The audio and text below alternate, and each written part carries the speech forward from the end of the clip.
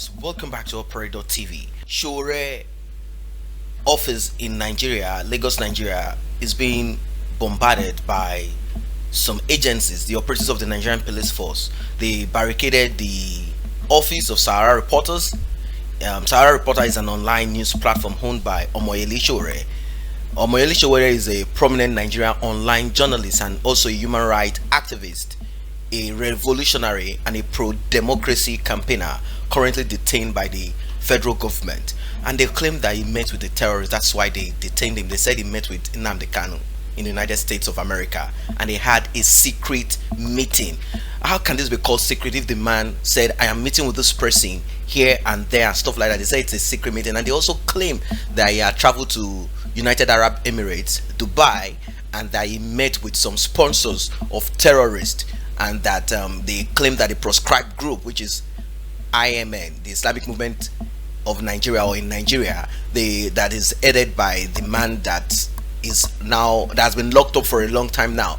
And they claim that this El Zakzaki, that's his name, they claim that this young man visited the sponsors of the movement, Islamic Movement of Nigeria, a terrorist group, and therefore they will be proscribing him if care is not taken. And right now they claim that they are investigating some stuff about this. Now I don't know what country arrests people before they investigate. I think you investigate. If you find the person wanted, then you call the person, you arrest the person or something like that. But it was abducted, it was kidnapped. That's not an arrest. The security operatives reportedly prevented staff from gaining access into the building premises located at GRA in the Ikeja area of Lagos State. According to the reports, the security operatives arrived at the office at about 7 a.m. They are currently banging the gate, asking those in the office to come out.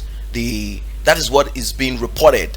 The development is coming after the planned protest scheduled to hold in the country today, seeking the release of Sowore. Now just imagine this. This is a country where no one can actually speak. In fact, it seems that the president is becoming a dictator. They claim that Sowore is trying to usurp, is trying to oust the present administration, and they claim that this is a treasonable felony. They wanted to keep him for 90 days, but somehow they felt that they were being nice to him. They said, okay, 45 days, pending the investigation. That doesn't mean he will not be kept there for long. Some are even saying he might be kept there until Buhari finishes his term. This is not the first time that the government of Nigeria will be keeping someone in prison for one thing or the other, particularly if they realize that this person is clamoring for a change that might disrupt the free money that they are sharing and the corrupt practice and everything that you see them do. Using the hashtag #FreeSowore now, the organizers said the protest will also hold in Germany, Italy, and Netherlands. I brought you the story yesterday. You saw some groups of protesters in Italy, activists in Italy. And so that's what it is. And on 19th September at the Nigerian embassies in Canada and United Nations General Assembly in New York, Sowore, founder of SaharaReporters, an online news hub based in New York City that focuses on corruption. As you know, that's why it focuses on corruption, human rights abuses, and other political misconduct in Nigeria. He was arrested, some might use the word, but he was abducted on August 3rd because they claim that they called him. That's not calling. You don't call people for questioning by breaking into their hotel room at such hour and you keep the person. You know, it's a system that is kind of it's a disgrace anyway. So they kidnapped him August 3rd 2019 and detained him at the Department of State Service DSS over an alleged plan to topple Nigerian President Muhammadu Buhari through a protest tag revolution. Now Buhari did the same thing.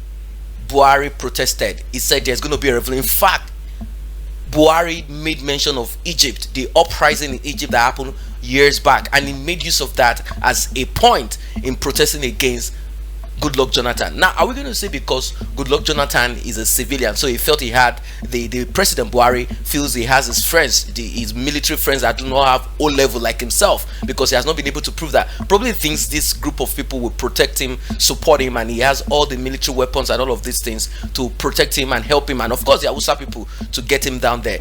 That might be why he protested against the civilian. And what did we have? A lot of the Nigerians were tired of this, the Goodluck Jonathan, Goodluck Jonathan's administration, and they don't want any of that. And somehow they allow this man in, and this man has become a dictator now. Some might say yes, he's doing something good, he's doing this, the economy, blah blah blah. But what's your take about this? Do you think the economy has grown any better? Have you felt it, or do you think the microeconomics is not being touched right now? They claim that the past administration, that is the one of Goodluck Jonathan and previous administration, they claimed 16 years ago. They claim that the money they looted, yes, we know that they looted a lot of money, but it's quite unfortunate that the same President Muhammadu Buhari is saying that Abacha is not a thief. I don't know why they call them looters and all of that. It's like you're painting the name. They are thieves. They are common criminals. That's what they are. He said he's not a thief because Abacha helped him. So what are we talking about? Is this how things are supposed to be done? So automatically, in fact, I brought you a story. I told you that there are sympathizers in Abacha sympathizers in Buhari's administration, because right now the children of this dictator, this thief, military thief that stole a lot of money from Nigeria, took it abroad, the children are right now going to the courts to seek for a way of getting back some of the money that has been seized, properties and stuff like that. Now, who does this? How can they explain to Nigerians that their family or their father actually worked and the salary he got is what he used in purchasing and all these properties and the money that they want to get back? And these people are so bold. In fact, if you could remember back in those days when this when the first loot came and they seized the lot of thing, the wife said that no matter what they take from them, they can never be as broke as Dangote. Now, if Dangote is the richest man in Africa, that tells you that these people have stolen Nigerian dry, and they are not just the person.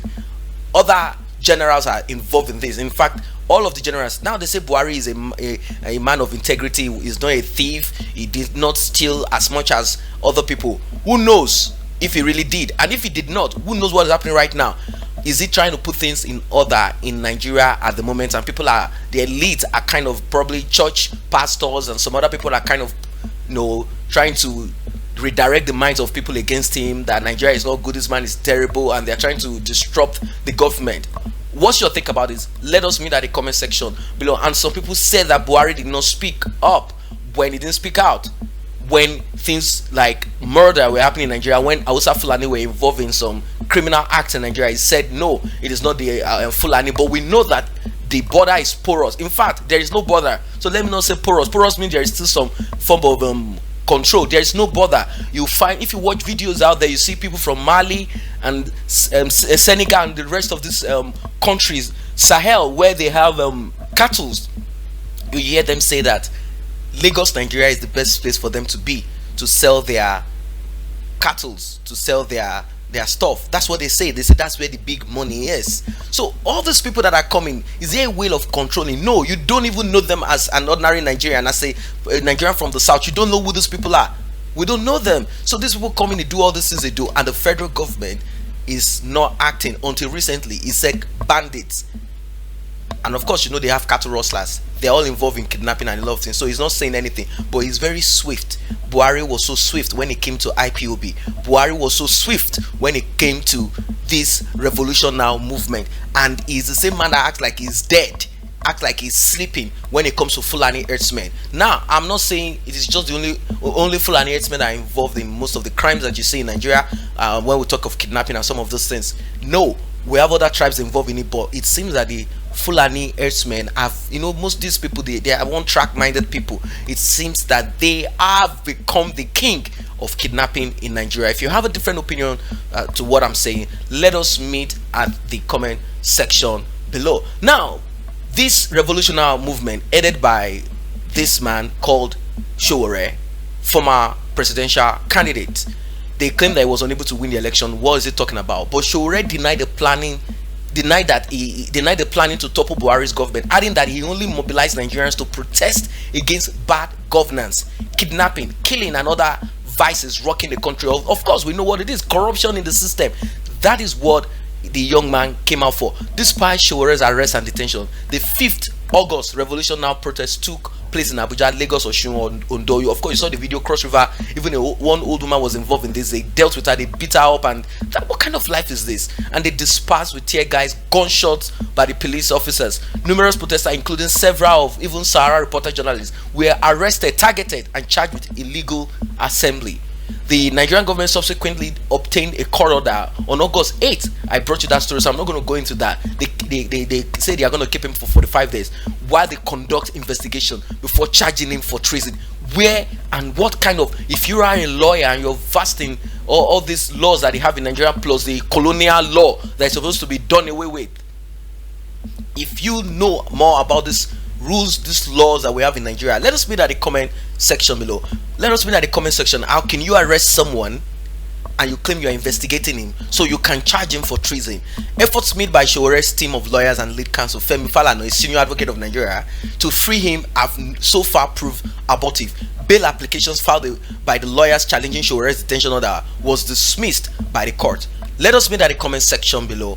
What is your take about all of this? Are you part of the coalition now? Are you part of the Free SOWORE movement? Are you part of IPOB groups clamoring for change in Nigeria? Let us meet at the comment section below. And while that, may I remind you to kindly tap on that subscription button and also the red notification icon bell below so that you'll be notified whenever new videos are uploaded. Thanks for stopping by.